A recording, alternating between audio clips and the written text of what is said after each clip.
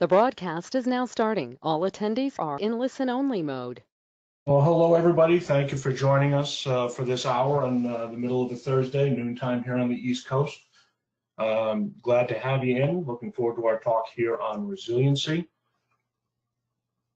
My name is Rich Cartier. I'll be hosting today. I am the Northeast Territory Manager for Rainbow Scientific. Been with the company about 6 years now. I'd also like to acknowledge and thank my teammate Matt Karst, who's working behind the scenes right now, doing all that technical voodoo that makes these webinars go off without a hitch. He's been doing a bang-up job for us all spring.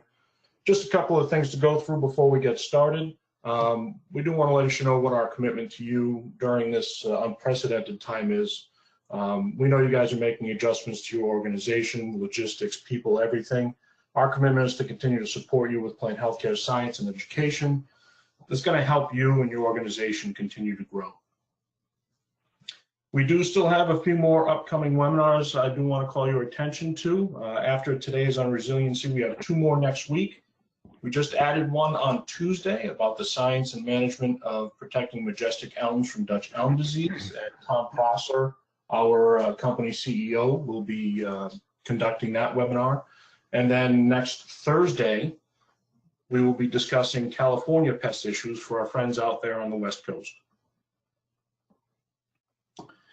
If you want any additional virtual training, we are doing a lot of virtual training right now because of the current situation on this or any other PHC topic. You can always schedule a time with your local territory manager or arborologist. Email right there at info@treecarescience.com. Couple of quick housekeeping issues. We start all of our live seminars and field days with a safety announcement, a safety assessment. I encourage you all to do the same thing for your current surroundings. Watch for things like trip hazards in your office. If you're in a vehicle, be on hands-free Bluetooth. As far as our question and answer process, if you would type your questions into the chat box, we will be compiling those, and then Matt will go through those at the end of the seminar. So he will ask all the questions at the end of the presentation. Webinar is being recorded. At the end of this webinar, the link is going to be emailed out to everybody. And if you did not enter your ISA certification when you registered, if you could just enter your certification number into the chat box so we can capture that to make sure you get your CEUs from ISA for this webinar. So our guest speaker today is Dr. Rich Coles. He's been working for the past 25 years as a scientist at the Valley Laboratory of the Connecticut Agricultural Experiment Station in Windsor, Connecticut. He's best known for his expertise on systemic insecticides, white grub management, management of insects and mites on small fruits, nurseries, Christmas trees, and forest trees. So on that note, I will pass this over to Dr. Coles to take it away.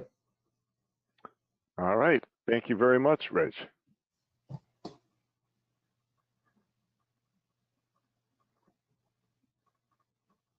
Okay, everybody should see my opening screen now. And I shall proceed here. Let's see, I've got to minimize something here so I can see my screen too. Hopefully we're going to still be, oops, yeah. Okay, well, what I'll be talking to you about today is the importance of resilience and the key to the future in arboriculture, keeping trees and shrubs alive with the prospects of changing climate conditions. And I open off here with the title slide showing overwintering egg mass counts from Connecticut from the year 2016 to 2017. And I'll connect that with an observation I had about winter damaged rhododendrons. And now, of course, that might seem to be disconnected, but honestly, they are very closely connected to each other. So an overview of the presentation, I'll talk about the 2019 winter damage mystery related to rhododendrons and other plants. I'll go over the basics of climate change and the threats from climate change to plant health in ways that I'll suggest to you that we can adapt our landscapes to be resilient and for trees and shrubs to continue to thrive under new climate conditions, as well as suggest other needed changes relative to climate change. We'll start out with the spring of 2019. This is a photograph taken from New Hampshire, but it could represent any of the rhododendrons all over New England. In spring of 2019, people looking at their rhododendrons were met with a lot of winter injury. Large sections of the shrubs were dead, and if you go to sites like Ortho or Purdue University, you'll see other similar images, and obviously it was winter injury. Well, winter injury in evergreens is a symptom of an imbalance, that the roots can't provide enough water to make up for the loss through the leaves of moisture from there being frozen soil and dry winds, or even if the soil isn't frozen, if the roots are somehow compromised. And there can be lots of things that can compromise the health of roots that would then lead to winter injury, such as salt damage, drought, waterlogged soil, anything that feeds on the roots like white grubs, root weevils, or root rots. But the real puzzle, and this is one that I just couldn't wrap my head around and figure out until my boss was able to suss it out, and that is I had transplanted rhododendrons from my parents' house. My parents were rhododendron enthusiasts, and in particular of Tony Consolini's hybrids, Francesca and Windmill. And I was able to transplant these particular varieties and other rhododendrons from their property to my landscape. And not a single one of my rhododendrons suffered winter injury. So this is a mystery, and I'll explain the answer to the mystery later in my presentation. But it really gets around to the heart of the matter, that at the local scale, we can see evidence of climate change. And to talk about climate change, I'm going to delve right into the science and explain how old the science is, and give you a little bit of a basic understanding, because that's necessary to see how it impacts the health of our plants. The science of climate change really started with a chemist named John Tyndall from Ireland, who discovered that gases were able to absorb radiant energy, and that discovery was made in 1859. So we were going back 150 years to the origins of climate change science.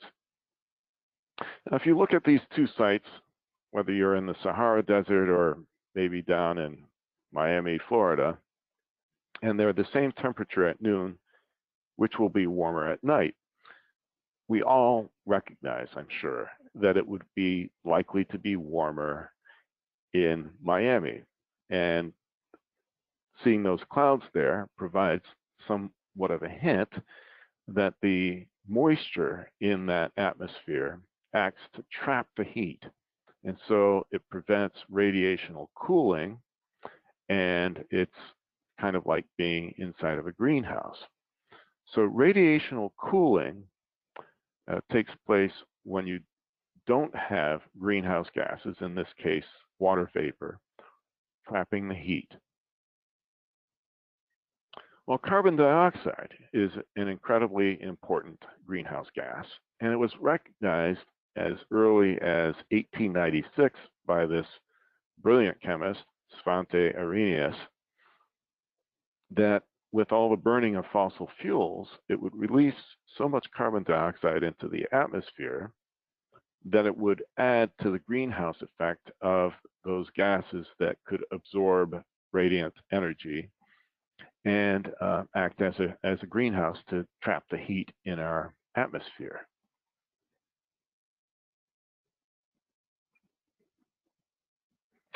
And the interesting thing is that, our focus has been carbon dioxide emissions, but water vapor is a potent greenhouse gas as well, and it retains about 2 times the amount of heat as carbon dioxide.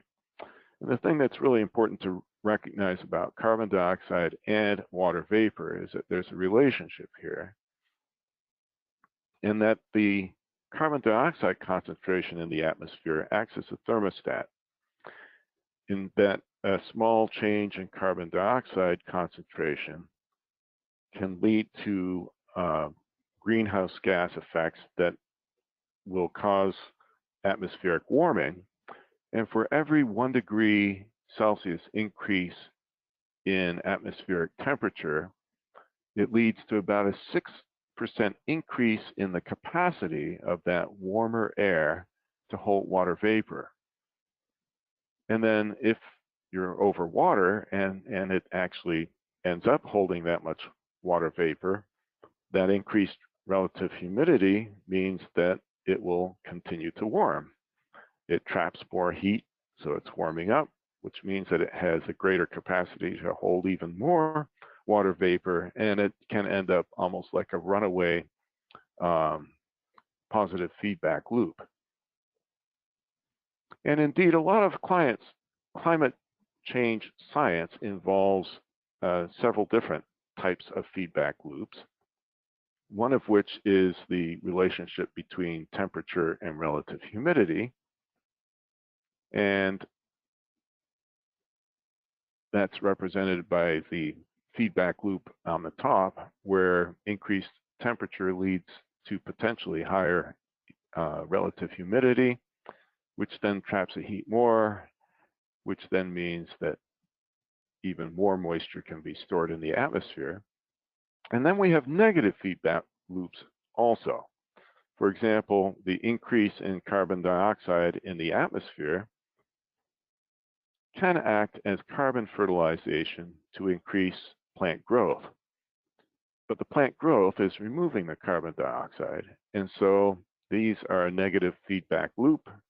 The greater plant growth will remove the carbon dioxide, and so everything should end up going back into some sort of a homeostasis or stable system, because they're negatively interacting with each other.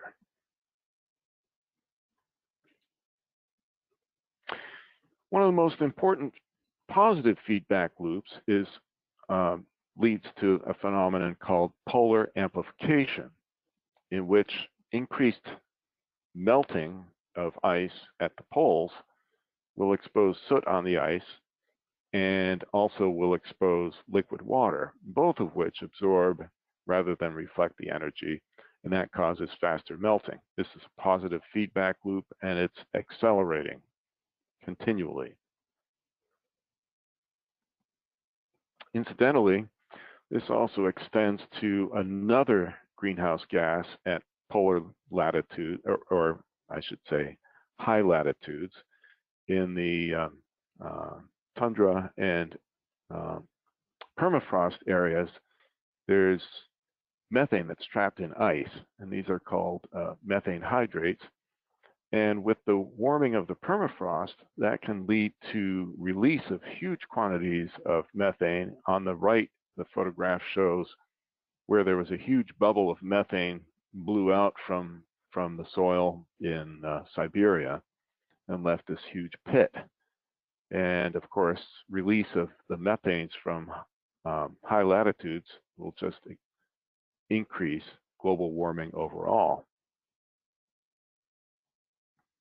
This is relevant to us because what happens in the polar regions influences our weather and climate. And it was really illustrated very nicely by Jennifer Francis at Rutgers University, and many other people have written about this. If you were to take a cross-section of the atmospheric circulation around the globe, you have 3 different cells of circulating air masses in different latitudes. In the northern latitude, there are 3 cells. In the southern latitude, there are 3 cells as well. When you have smaller differences in temperature between the polar cell and the feral cell is over mid-latitudes, then that slows down the velocity of the polar jet stream. And the polar jet stream is what determines much of our weather and our climate. So as the polar jet stream slows down, what happens is that it doesn't behave as nicely as it used to. With a high velocity jet stream, you have what are called shallow amplitude Rossby waves, which is represented by this bright crimson arrow here. With a low velocity jet stream, we have what become meridional flow in the Rossby waves, and that can lead to really extreme weather events. Anytime that you're to the north of the jet stream, that's where cold Arctic air can penetrate, whereas anywhere to the south of the jet stream allows very much warmer air to go. So when you have high amplitude or meridional flow on the jet stream, the polar jet stream, it causes there to be wildly fluctuating weather at latitudes that you wouldn't expect to see them. So temperature is only one of the influences of a slow jet stream. You can see extreme events at unusual latitudes. For example, the winter polar vortex events that we've experienced not this past winter, but 2 and 3 winters ago in the northeastern US, we experienced several polar vortex events. The flip side of that is that you can end up seeing snow in the Sahara and 55 degrees Fahrenheit measured at the North Pole. A slow jet stream also means that you can have weather systems that essentially get stuck in place for long periods of time, leading on one hand to droughts and on the other hand to floods, just depending upon the position of where that jet stream has gotten stuck. Importantly, one of the more important things that comes about from this is more intense rain events are predicted. I like to use this slide to show how I interpret the changes in our climate. The bottom image showing the rockets is kind of an illustration of what you might have seen for temperature variation or rainfall variation in previous years. You could imagine it being a graph of average temperature or average rainfall for each successive year, represented by the height of each one of those dancers. Now compare that with the Yukon women's basketball team and the height of their players, and you have high variance. So it's not the average that really matters so much in terms of plant health. It's really the variance that matters in both the temperatures and in the rainfalls. It's not the average that will kill the plant, but the variation to those extremes. So one of the consequences of overall average warming is that oceans have absorbed much of the excess heat, and that causes increased transport of water vapor into the atmosphere and stronger storms. If you combine that with a stuck storm system, then we have a prescription for so-called 100-year floods happening very frequently. I'm sure that insurance industry has taken this into account. Guidelines for building codes that deal with 100-year floods are terribly obsolete, and of course, insurance companies have taken that into account now. And some of the extreme events that we can look at are listed here. And what's interesting to see is how many of these extreme events in terms of climate involve heat waves and droughts, and with the droughts, fires. So we have the 2015 California fires, and just last year, Australia drought and fires, and amazing record temperatures in Antarctica. They recorded 67.6 degree Fahrenheit temperature. And in Norway, over to the north of the Arctic Circle, last year they recorded 96.1 degree Fahrenheit temperature, which is all around world record.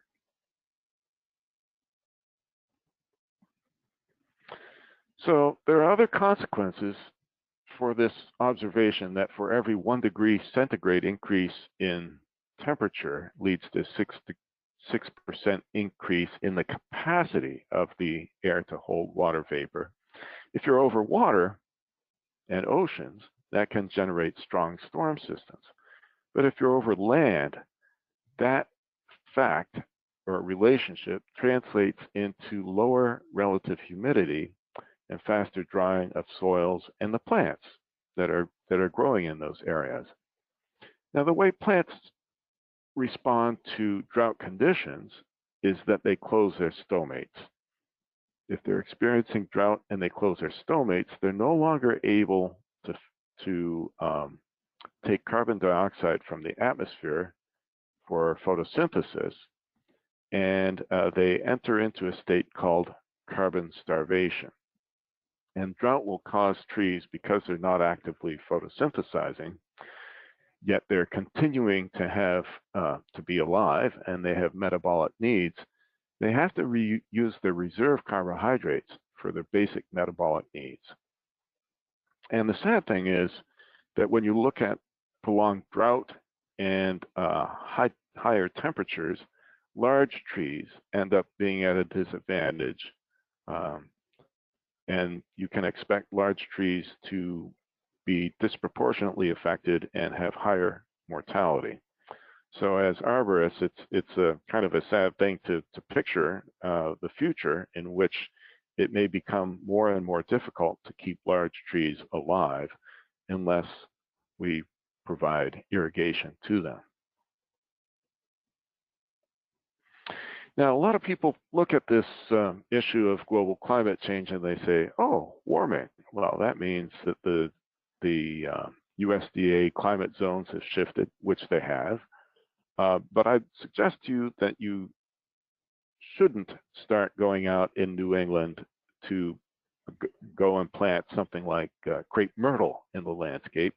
The picture on the right shows a good demonstration of why you shouldn't. Crepe myrtle is a zone 6 plant, if I'm not mistaken.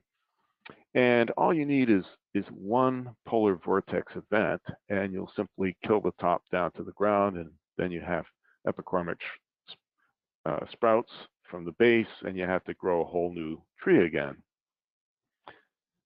That illustrates it's not the average that kills, but the extremes. And on the left, you see hemlock woolly adelgid, and where we had multiple polar vortex events, that really knocked the population of adelgids back severely through most of New England for 3 or 4 years. Hemlock woolly adelgid were at populations where we certainly didn't need to treat hemlocks to manage them. They were knocked back due to the polar vortex events.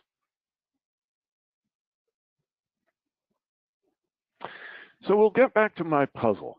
Why weren't my rhododendrons affected from winter injury during the winter of 2018 to 2019? And the explanation is as follows. This has to do with the extreme rainfall conditions that we experienced. We had 3 years of drought from 2015 to 2017. And for those of you in New England, you might remember that our reservoirs were getting really extraordinarily low. Fairfield County, they even had watering restrictions, so people couldn't water their lawns and such. Plants respond to drought by having their roots go deeper to obtain water. And then that was followed in 2018 by near record rainfall in Connecticut. Certainly, we had 62 inches of rainfall in Hartford. So imagine that these drought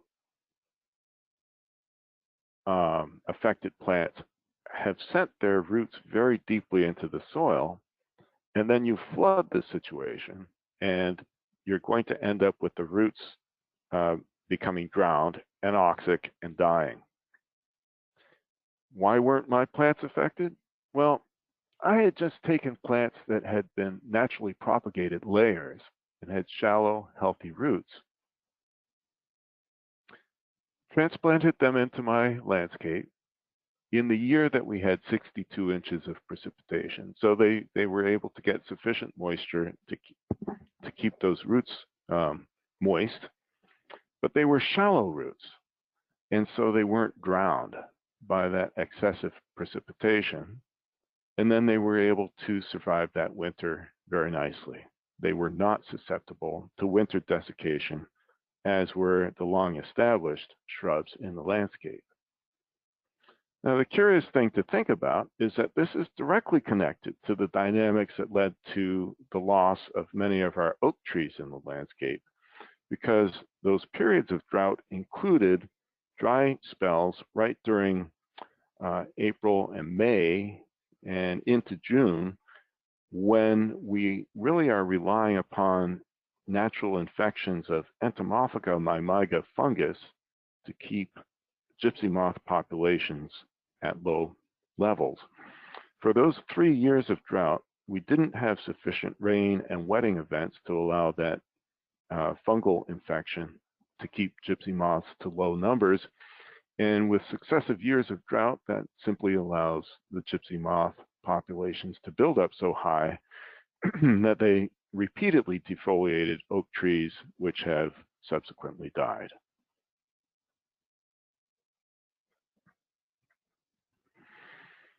So we can look at predictions from global climate change, and we can then estimate what might happen with respect to pests and diseases.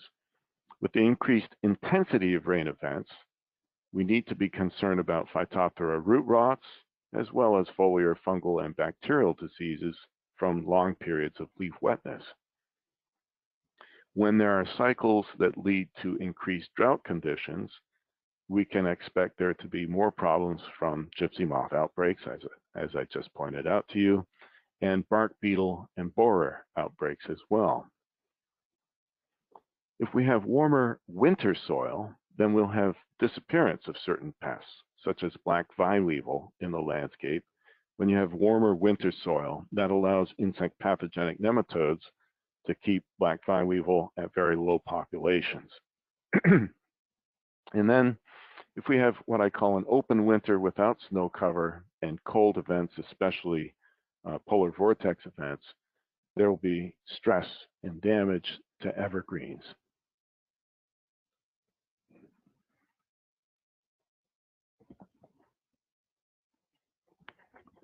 Curiously, one of the things that we can expect with global climate change and the increase of carbon dioxide fertilization of plants is that when we have the combination of high CO2 levels, higher temperature, and high rainfall, that leads to greater growth of foliage that is, relatively speaking, has higher concentrations of carbon relative to essential minerals that are required for the growth of insects that or other herbivores that are feeding on that vegetation.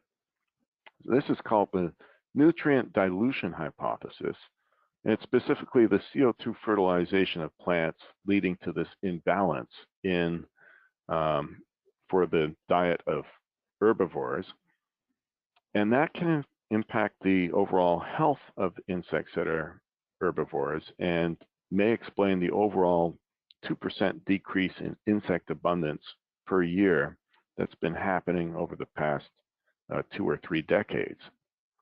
This is very recently published in Proceedings of National Academy of Sciences.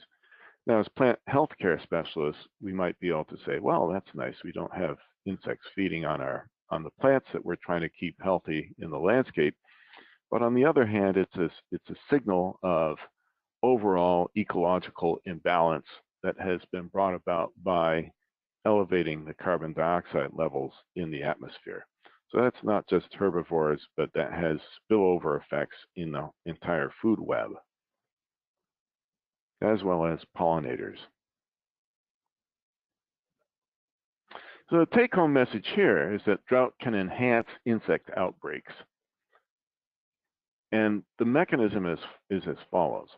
If you slow down the plant growth, so you don't have this excessive amount of carbohydrates or carbon in the plant relative to the mineral nutrition, by slowing down the plant growth and elevating the proportion of minerals in the foliage for herbivores, that makes it more likely that you could have insect outbreaks during drought conditions. Incidentally, this also is important for human health. It's been noted over several decades that the mineral content of grains that are staples in our diet has been decreasing, and it's related to the amount of carbon dioxide in the atmosphere. So we're eating a less healthy diet from the grain today than we would have been harvesting from 30 years ago.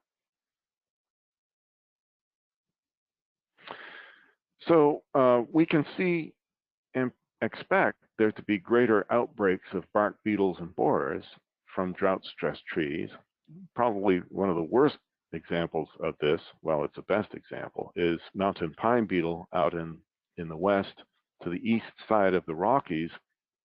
Mountain pine beetle has now defoliated and killed an area that would be equivalent to twice the size of Long Island, New York. And so that's not a pot of gold at the end of the rainbow, but the red trees there were killed by mountain pine beetle. That's something that we can expect to have happen in New England with the arrival of southern pine beetle into our area. The trees are stressed. They become susceptible to attack by these borers.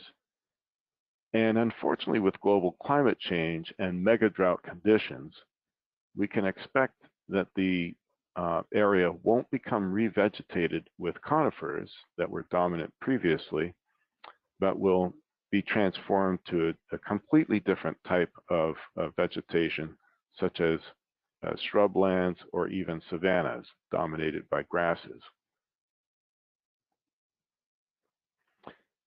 If we go to the disease triangle, we can consider the intersection of the environment, the plant, and disease inoculum to be those conditions that lead to disease conditions in our plants.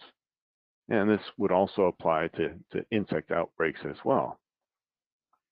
With global climate change, we can see that the environment has changed so that it's much more likely to have that sort of perfect storm of interactions that lead to greater likelihood of outbreaks of insect and disease conditions. So what we need to be doing to have a resilient landscape, something that can adapt to these new conditions, is to look at changes that that we can do to make the landscape healthier. And so for the environment, we can look at applying wood chip type mulch and installing irrigation systems. On the plant side of it, we can look to be planting hardier species that might be resistant to some of these diseases. And for the disease inoculum side of it, make sure that you're buying clean plants from nurseries. Phytophthora diseases are a special concern of mine. I've been doing some research on Phytophthora now for some years. And Phytophthora diseases are prevalent under cool, moist conditions and with saturated soils. This is a photomicrograph of an oospore that's formed within a structure called an oogonium. These are sexually produced resting spores that can remain viable in the soil for many years. These are water mold organisms. They're not true fungi, and they're really dependent upon saturated soil conditions or long periods of cool, wet weather to be successful. That oospore, that resting spore, under the right wet, saturated conditions, can germinate and produce a structure called a sporangium. The sporangium, in turn, contains 20 to 50 zoospores. They're called zoospores because they have flagella and are able to move through soil, a film of moisture in the soil, to where they can infect root hairs. Now, I've done research with Christmas trees looking at the how we might be able to protect Christmas trees from Phytophthora root rot. The photograph on the left shows loss of the root cortex from a root rot disease.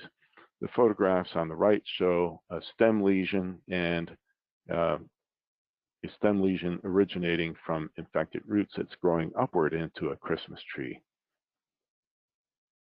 These are additional images showing Phytophthora root rot with characteristic lesion underneath the bark, exposed by having used a jackknife to cut away the bark, with a bright red color discoloration and a margin of a lesion.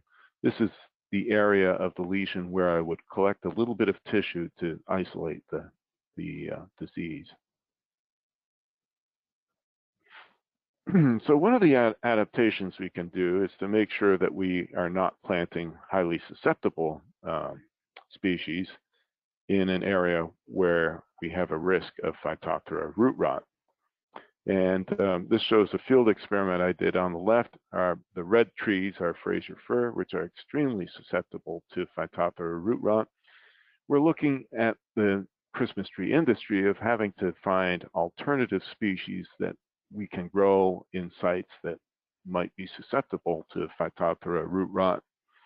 And Turkish fir are one of those species that can be grown on sites where there is inoculum and they'll survive just fine.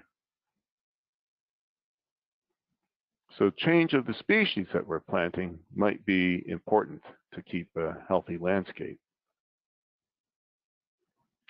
Now, rhododendron is practically universally susceptible to Phytophthora root rot. This is showing Phytophthora root rot pictures from Missouri Botanical Garden. Typically, for Phytophthora root rot, you'll see sectors of a rhododendron plant dying. And if you trace where that infection came from, it originated from down in the roots. Phytophthora root rot is a classic Trojan horse pest in that you can buy plants that look healthy, and when you plant them out into the landscape, once they're no longer being protected by fungicides, the Phytophthora organism that's present in that plant or in the container that you purchased with the plant suddenly have an opportunity to grow, and then you see the disease happen. This is really well illustrated by a disaster that took place in California, in which there were efforts to restore native plants using nursery-grown potted plants. This is north of San Francisco.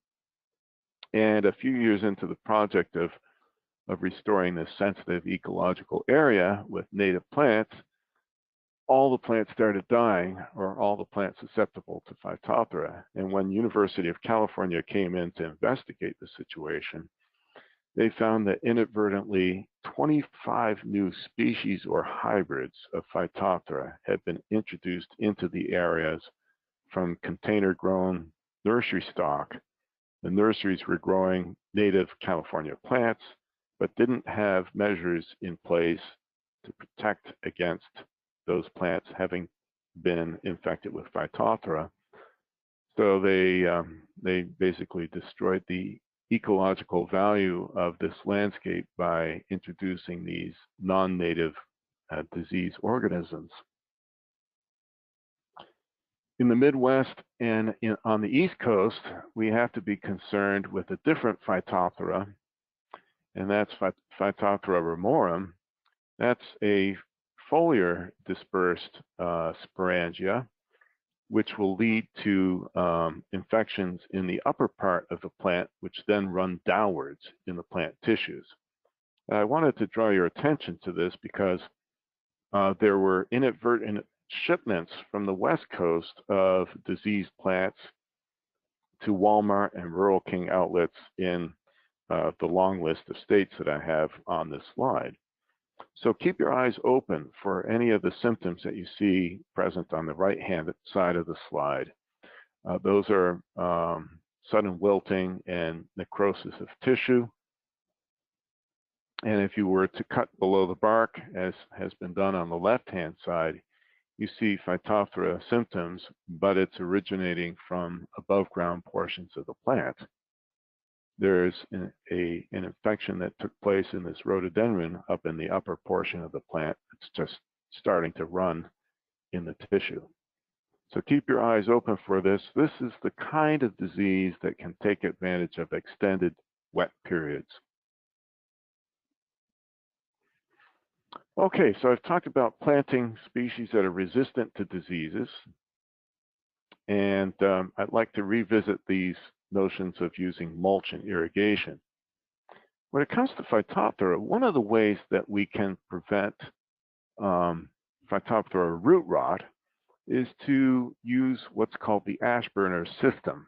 It's named after a fellow in Australia who grew avocados, who discovered in the 1970s that you could grow plants in a wood chip compost that as long as you had root growth in that environment that was greater than the amount of root losses from Phytophthora root rot, that the plants could remain healthy.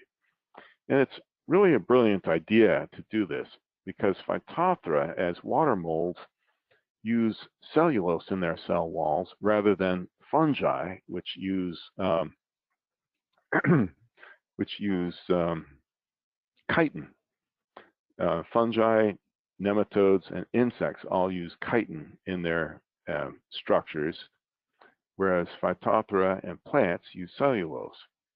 So if you're establishing a compost that's rich in decomposing wood chips, then you're going to have microorganisms that will degrade cellulose, and that then becomes antagonistic to water mold or Phytophthora organisms.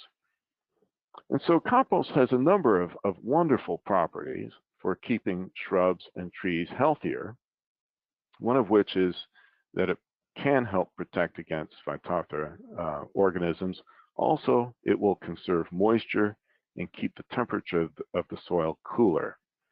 And if you're able to elevate the root system somewhat for newly establishing shrubs, then that might elevate the roots above the level in the soil that might be flooded by extreme rain events. So these are the most important tools, I think, for adapting on the local level to climate change. Mulching, drip irrigation, and having a diverse, hardy plant selection, because many of the species will no longer be able to survive within their native historic range. So one of the good news items for you is that everybody recognizes that planting trees is one of the most important climate change mitigating activities. We have cooling effects from the canopy on the surroundings. It prevents stormwater runoff, and there's carbon sequestration.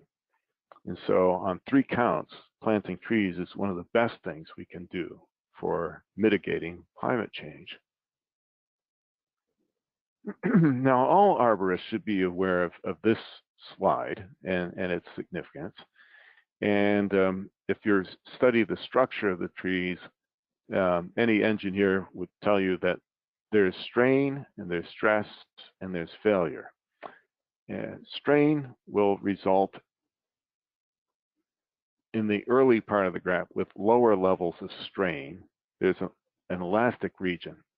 For a branch, it can bend and it returns to its original shape. In the plastic region, the branch becomes permanently deformed. A really good example of this would be white birches after an ice storm. They've bent down to the ground under the load of ice, and they just never return to fully upright orientation after that extreme bending. And then when the strain becomes great enough, it's gone through the elastic region where it can return to the original shape. It becomes permanently deformed. If you put enough strain, it will actually fracture and break, and that can be called failure. The same thing is true for the adaptation of our trees and shrubs to our climate conditions. So there's a certain range in which it's elastic. The plant is able to adapt to whatever conditions it's being met with. So whether it's temperature or rainfall, the tree is adapted to those conditions. If you get into out of its comfort zone, let's say, into what I would call the plastic region, the plants are able to survive, but the only way to really keep them alive is to have additional inputs to maintain their plant health. And that would be additional use of pesticides or irrigation to mitigate, additional problems with diseases or insects because the plant is stressed, or irrigation to try to avoid drought stress. And at a certain point, if climate becomes too extreme, then the analogy to fracture is plant death.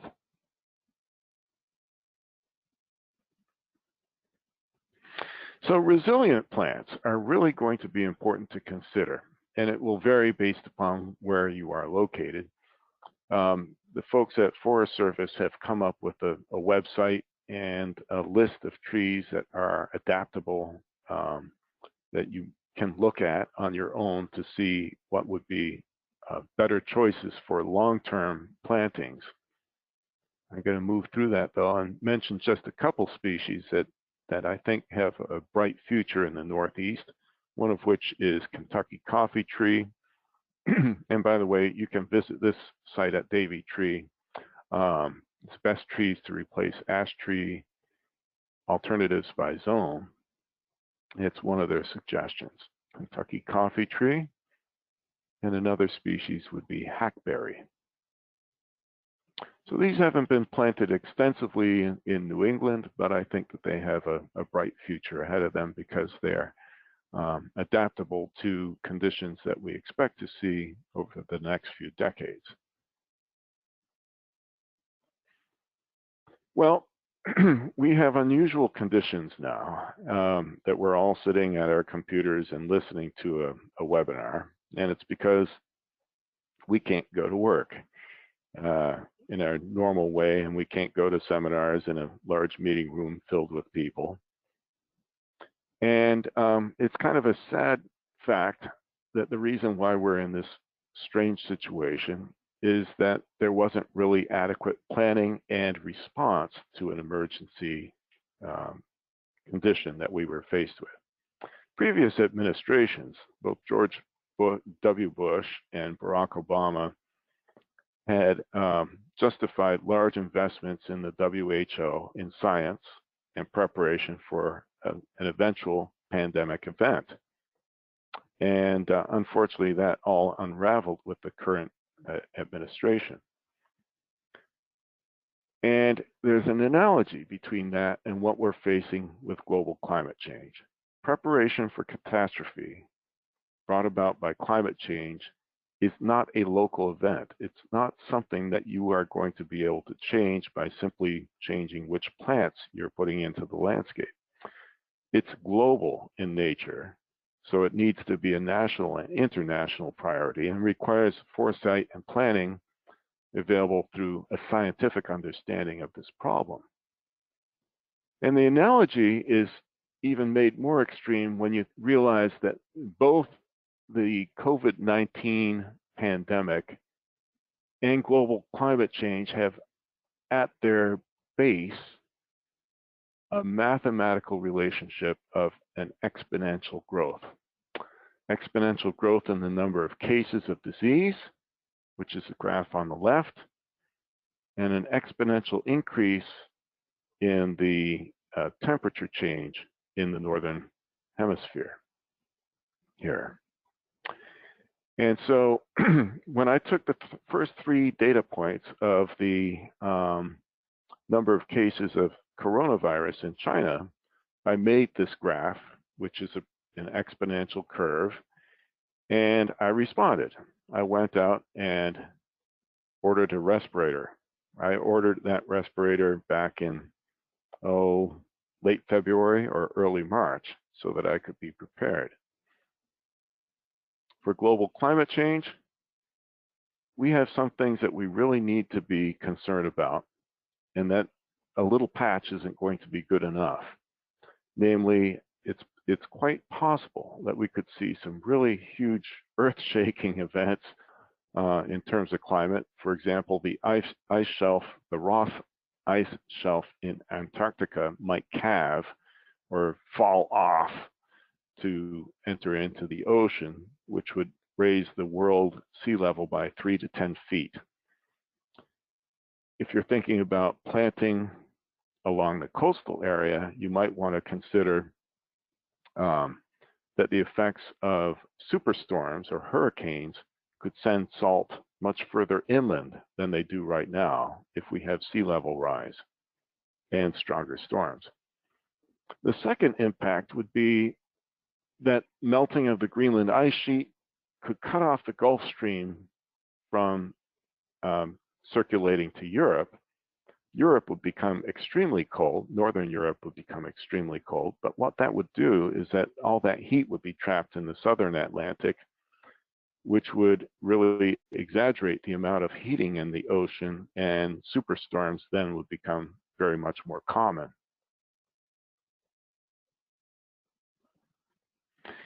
Unfortunately, politicians right now are looking at the situation as though they're sitting on the railroad tracks and they're looking down the tracks and something is really far away. It's not something that is urgent that we deal with. In my opinion, the train is either approaching us and about to hit us, or we're lying down on the tracks and the train is right over on top of us right now.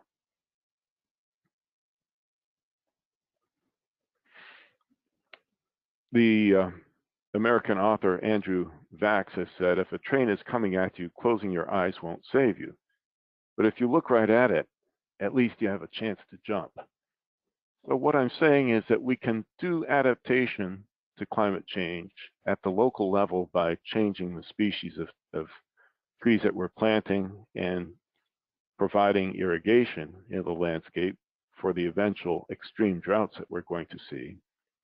But there are other things that we need to consider. Whether the trees we plant today will be alive 100 years from now will really depend upon world leaders and their willingness to, number one, accept scientific reality, work with the best scientific minds, develop methods to reverse ecological damage, and to mobilize our world economy to respond to a crisis. Pretending that it doesn't exist and closing our eyes is the worst thing that we can be doing, and we should have started 20 years ago. On the bright side, the silver lining to this black cloud is that there is a guaranteed large wealth transfer that will come to arborists. Everybody recognizes that we ought to be planting more trees to respond to global climate change, and yet we're going to be having stronger storms. And so that will mean that there will be a greater amount of storm damage for arborists to clean up. Tree planting programs will increase, so that means that we're going to have more, we should have more trees in the landscape. When we install the landscapes, if we're planning ahead, we better be installing irrigation systems, which means a whole lot more work. And then a lot of existing plantings will be put under very stressful conditions, and those stressed trees will require more plant health care, which means more money in your pockets as well. So I'd like to thank you very much, and I'm open to questions now.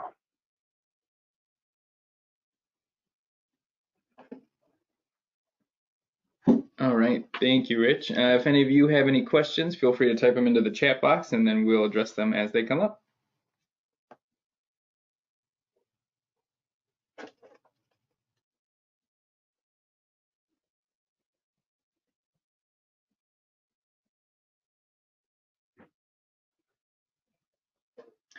Not seeing any questions right now.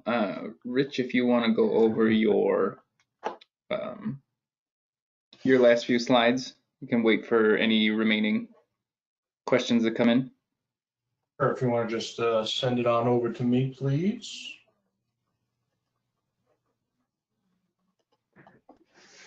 So is that what we call stunned silence in the audience? There was a lot of really, really good information in there.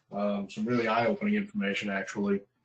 And where we, as Rainbow, we don't have necessarily a solution for the problem of climate change.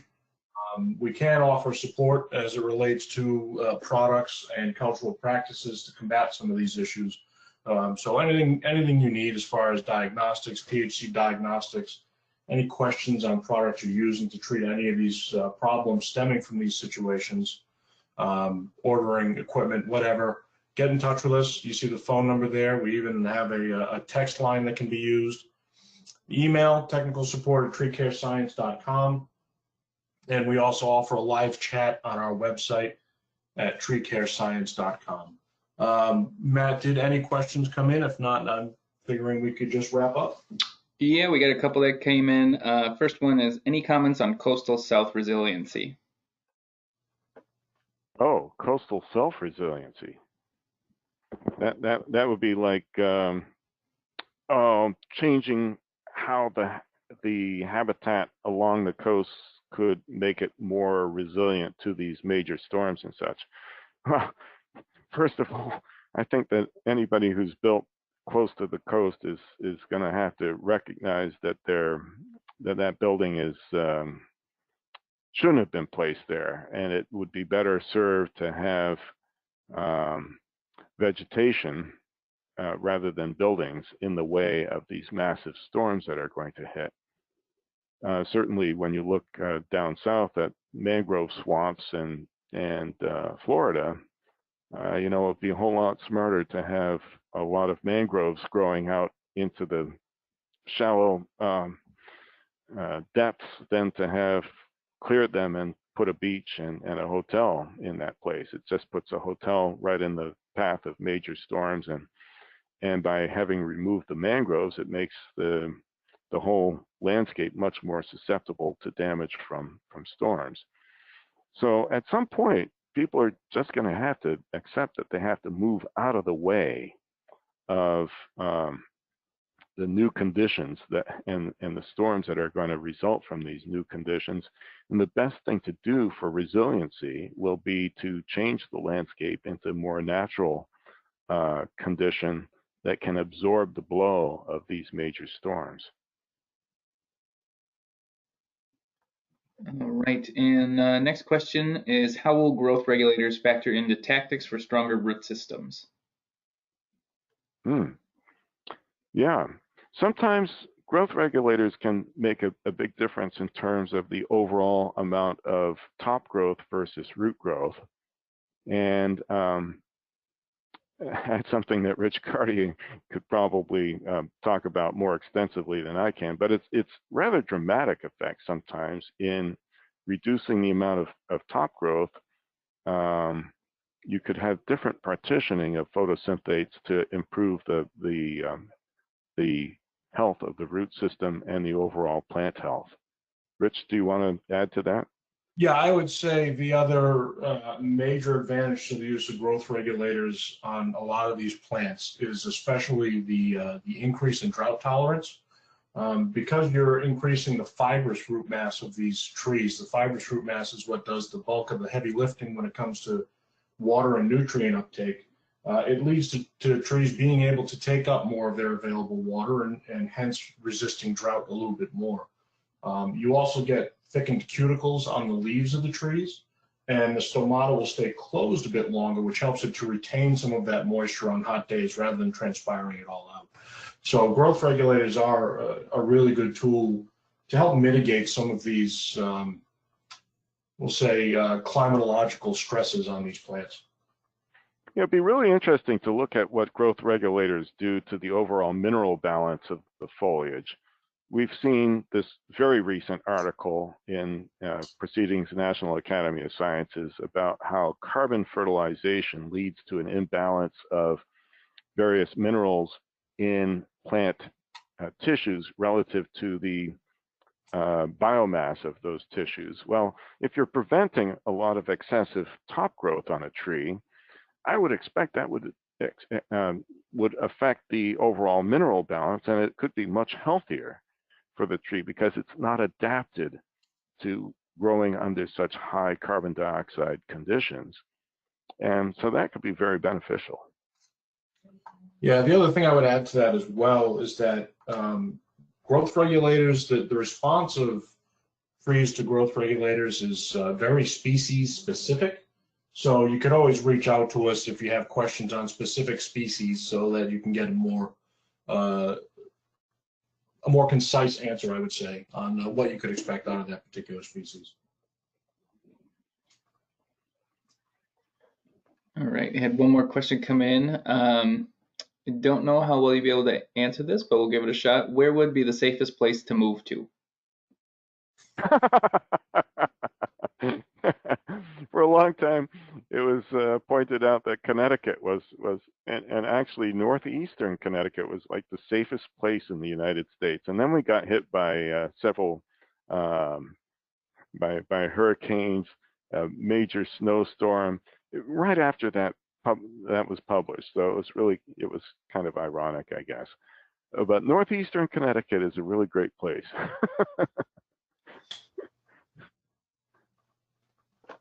All right, that looks like all the questions that we have. Thank you, too. Great presentation, and thank you all for joining us.